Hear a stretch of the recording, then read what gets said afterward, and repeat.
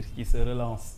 Quand on entend Djiby parler, on a comme l'impression que bokkuñu ñun Sénégal bi ñuy dund.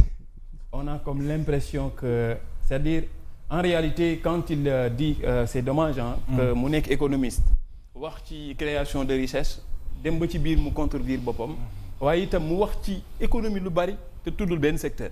tuddul secteur primaire tuddul secteur secondaire tuddul secteur tertiaire te loolu pour man moo yore économie wu réew waaye dama koy defal benn réponse bu ndaw rek ci li mu ñëw sànq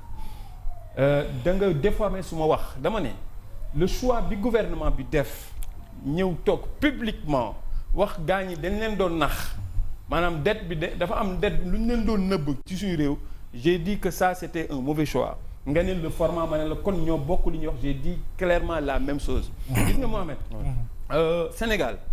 actuellement qu'on le veuille ou pas que nga bokk Diomaye président que nga bokk Pastef que nga bokk APR moo ci bokk yam les Sénégalais sont fatigués comme ni ko juge Kéba waxee woon Abdou Diouf en 81 Sénégalais yi maanaam seen dund dafa metti dundin bi maanaam tey boo duggee dans la banlieue ndekki añ reer amatul ci banlieue bi xam nga lu waral loolu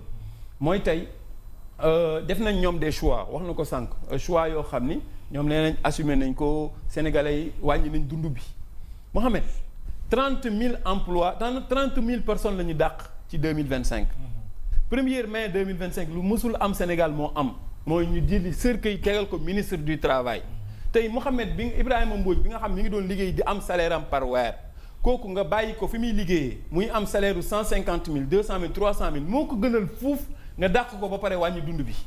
affaire bi nekkatu ñoom yëguñ ni Sénégalais yi tollatuñu ci wàññi leen xam nga ci lañ leen toll ci lan lañ koy jëndee tey saaku ceeb bu doon jar 5000 francs am na ñoo xam ne amuñu luñ ko jëndee Sénégal c'est ça la vérité c'est ça la réalité nit ñi foofu la sonn gi toll ñoom na comprendre luñ ko contexte bi Macky Sall loon ba wàññi am impact Sénégal wàññi gi ñuy wàññi li tax amul impact mooy Sénégalais yi seen pouvoir d'achat ci boppam moo faible c'est ce que l'autre là appelé les solutions parce que bu ñuy waxtaan aussi comme il est économiste il faut ñu ñëw un peu sur lan moo sonal économie sénégalaise dañuy wax dafa am économiste bu ñuy wax Seydina Alioune Ndiaye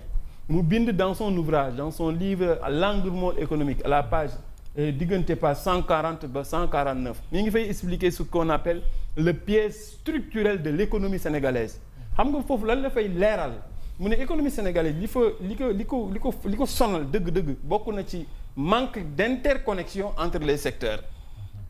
faible productivité ci secteur primaire faible compétitivité ci secteur secondaire ak manque de valeur ajoutée bu mën a accompagner le secteur tertiaire wax na léegi la campagne arachidière mais Mohamed dafa am benn boroom xam-xam bu ñuy wax le Albert Einstein xam nga lu mu wax mu ne la folie c'est de faire toujours la même chose et s'attendre à un résultat différent nee na loolu wéradi la xam nga Pape Djibril def na assemblée nee na loolu yambar la mais moom sax il est gentil mais Albert Einstein moom est plus sadique que Pape Djibril nee na loolu du yambar wéradi la c'est-à-dire wéradi mooy non effectivement en réalité mooy nga dëkk ci di def benn mbir saay su ne ni nga ko daan defee ba pare di ci xaar résultat bu wuute ba nga ca daan am mais depuis l'indépendance ba tey on parle de campagne arachidière oui quand même depuis l'indépendance c'est quoi la politique agricole du pays ñoom lan mooy seen vision ci agriculture parce que lii muy wax fii lañ ko fekk campagne agricole séddale denrée dem ci baykat yi fixer le prix bi fu mu mën a toll de toute façon vous êtes dans ce qu'on appelle faire toujours la même chose c'est-à-dire aujourd'hui li ñu war a xeex tey mooy l'industrialisation industrialiser le pays c'est ça parce que tey baykat bi nga xam ne mi ngi bay gerte parce que industrialisation doguma la jeexital bi mu mën a am déjà création d'emploi merci beaucoup mi ngi ci biir ak yeneen secteurs yi nga xam ne mën na ko tout à fait c'est dommage d'entendre un économiste parler ba mu jeexal mais waxul ki industrialisation tudd ko sax ci làmmiñam mais c'est extraordinaire dajee ñëw mais c'est extraordinaire c'est-à-dire moi je viens du Maroc j'ai vu au Maroc mais réew emploi xam nga président dans son discours récent il a parlé de l'emploi des jeunes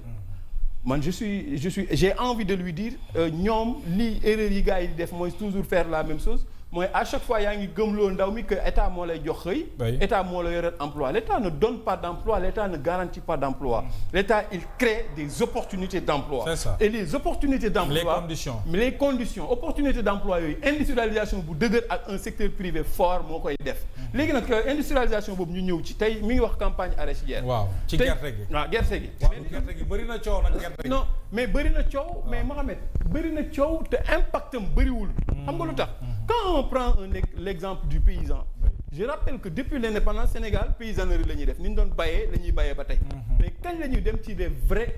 de vraie agriculture. maanaam am des champions de l'agriculture. nga xam Mohamed Diop day sol costume cravate dindi ko dugg ci àll bi nekk un champion de l'agriculture di fago di jël ay jeunes ñuy liggéey sur les métiers de l'agriculture. tey si paysannerie bi ñu nekk bu fekkee ñoom ñu ngi koy bàkkoo prix bi ñu jël tey. un paysan def ko un agent économique comme on parle de l'économie et il est économiste. Oui. Si on prend un paysan muy bay sur 2 hectares sur 2 hectares environ benn hectare bu nekk 1300 kilogrammes nga fa mën a bay ci gerte. Wow. On est d'accord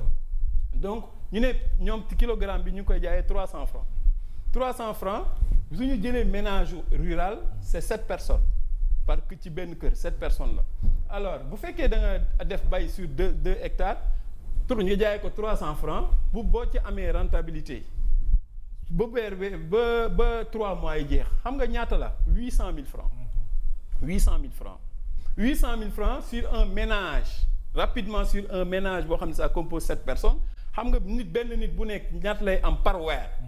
11 000 francs CFA par weer sur septembre juillet ba septembre c'est-à-dire yow boo nekkee jeune nga bay rentabilité bi ngay am sur 2 hectares yow ak seen waa kër xam nga lan lay la dikkee 11 000 francs CFA. bu ñu ko defee ñoom calcul après mën nga jël élément de kii ma la jox parce que mënu ma la jox tous les éléments. mooy des prix 1300. 1300 kilogrammes. ci benn hectare. 1300 kilogrammes ci benn hectare nga bay 2 hectares. 2 hectares pendant 3 mois. nga jël seen famille par exemple nga jël un ménage de 7 personnes ci benn localité dans ci àll bi fi ñuy bayee gerte loolu boo demee ba à la fin benn nit revenu bi muy am c'est 11 000 francs par weer 11 000 francs par mois léegi loolu c'est-à-dire yéen da ngeen koy bàkkoo di dem léegi jeune boobu noonu nga xam ne tey li muy bay li muy métti yëpp li mu ciy daj yëpp fin du mois il se retrouve avec 11 000 francs xam nga kooku lan moo koy gënal tey da nga koy comparer ak le charretier bi nekk fii étude charretier bi nekk fii di livrer suuf sable kooku boo xoolee li ñuy di bàkkoo ci mbay mi nga xam ni tey ñoom loolu la ñuy am boobu moom mën na am double bi bu defee 3 aller-retour ci benn semaine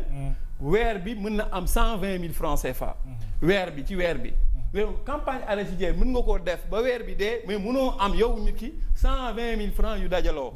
day compliqué. loolu moo indi l'exode rural. loolu moo tax Dakar nekk 0,3% sur le territoire national. en 25% de la population yu fiy dund. ñoom ñi lii la ñu war a. faj c'est-à-dire li koy corriger mooy. fexe industrialiser réew mi. parce que l'économie fonctionne en mode. bokk na ci seen programme dama xamul nag. voilà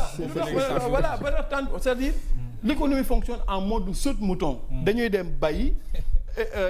exporter ko. mu nekk leneen. gars yi ñëwaat fii jeunes yi ci boppam ñu leen di jël ñu koy jaay te li ñuy jaay produit fini boobu. la muy jógee ñoom ñoo ko bay. mais Sénégal le pays là. il doit être industrialisé. l'industrialisation du pays et un secteur privé fort. muy mën a phagocyter cette jeunesse là.